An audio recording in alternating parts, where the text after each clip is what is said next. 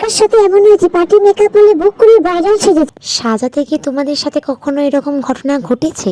যখন তোমাকে ক্লায়েন্ট বুক করছে তখন বলছে তার পার্টি মেকআপ চাই, কিন্তু যেই ডেটে তুমি তাকে সাজাতে যাচ্ছ সেই সময় গিয়ে তুমি জানতে পারছো যে তারই বিয়ে।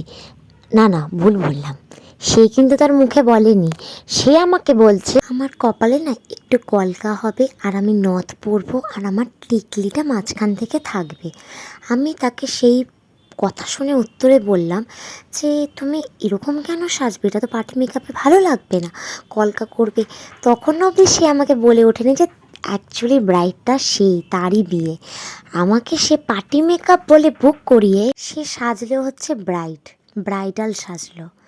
মানে ভাবতে পারছো, আমি যখন তাকে বলছি যে তুমি তো বুক করেছো একটা, তুমি তো সাজলে আরেকটা, সেই পক্ষে আমাকে বলছে তো কি হয়েছে, আমার সাজা হয়ে গেছে, আমি এই টাকাই পেমেন্ট করবো। পেমেন্ট কিন্তু সে আমাকে পার্টি মেকআপেরই করেছে।